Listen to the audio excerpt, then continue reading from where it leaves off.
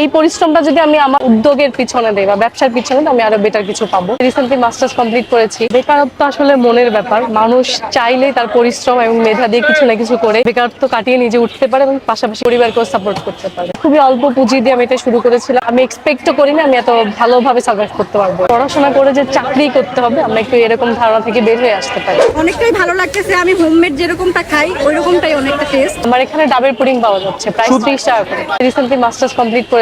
বেশ কয়েক জায়গায় চাকরির জন্য দৌড়াদৌড়ি করেছি। দৌড়াদৌড়ি করতে গিয়ে আমার যেটা ফিল করলাম, নিজে কিছু করলে আমি আরো বেটার, এই পরিশ্রমটা যদি আমি আমার উদ্যোগের পিছনে দেই বা ব্যবসার পিছনে দিই, আমি আরো বেটার কিছু পাবো। তো সেই চিন্তা থেকে এটা নিয়ে আসা। ফুডের প্রতি আমার সবসময় একটা উইকনেস ছিল, রান্না বান্নার প্রতি। সেখান থেকে ফুড আইটেম নিয়ে ব্যবসা করার চিন্তাটা আমার মাথায় এসেছে। খুবই অল্প পুঁজি দিয়ে আমি এটা শুরু করেছিলাম।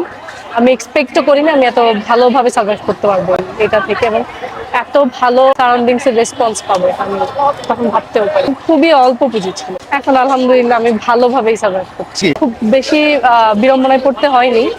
আমার মনে হয় আমার আশেপাশে যারা ছিল, এই যে কাস্টমার থেকে শুরু করে সারাউন্ডিংস, এখানে যারা আরো বিক্রি করছেন, প্রত্যেকে আমাকে পজিটিভ রেসপন্স করেছেন, কেউ নেগেটিভ কথা বলেন। হতাশাগ্রস্ত না হয়ে নিজের ভেতরের প্যাশনটা আসলে বের করা উচিত, যে আমি কি করতে পারি, কোন কাজটা আমি ভালো পারি, সে কাজটা নিয়ে আগালেই, সামনে আগালেই হয়ে যাবে। চাকরি পাচ্ছি না কেন, এই হতাশা থেকে বের হওয়া খুবই ইজি। এটা হচ্ছে পুরোপুরি মনের ব্যাপার। আসলে বেকার না থেকে আমি চাইলে কিছু একটা করতে পারছি। পড়াশোনা করে যে চাকরি করতে হবে, আমরা একটু এরকম ধারণা থেকে বের হয়ে আসতে পারি। আমার আসলে এখানে আসার পর প্রত্যেকটা দিন আমার ভালো চাই।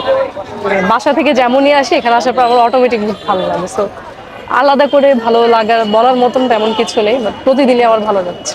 বেকারত্ব আসলে মনের ব্যাপার। মানুষ চাইলেই তার পরিশ্রম এবং মেধা দিয়ে কিছু না কিছু করে বেকারত্ব কাটিয়ে নিজে উঠতে পারে এবং পাশাপাশি পরিবারকেও সাপোর্ট করতে পারে। লোকেশনটা একটু বলে দিতেন। আমি সোহরাওয়ার্দী উদ্যানে টিএসসি গেটেই আছি, আর 4:30টার পর থেকে আমার এটা খোলা থাকে। 4:30 থেকে রাত কয়টা রাত পর্যন্ত? 10টা। আমরা ডাবে পুডিংটা নিয়েছি এবং ডাবে পুডিংটা এরকম একটা বাটির প্রাইস হচ্ছে যে আপনি 30 টাকা করে, এবং এই ডাবে পুডিং এর ভিতরটা যদি দেখে এখানে বেশ ভালো পরিমাণে যে নারিকেলের শ্বাস আছে এবং ডাবের যে পানিটা থেকে সেটা দিয়ে পুডিং করা হয়েছে, তো সেটা আমরা চাইবো। এটার মধ্যে ডাবের একটা স্ট্রং ফ্লেভার পাবেন এবং সাথে হচ্ছে ডাবের যে শ্বাসগুলো আছে সেগুলো বাইটে বাইটে পড়বে, যেটা কারণে খেতে খুবই ভালো লাগছে। 30 টাকা হিসেবে মাস্টার একটা আইটেম।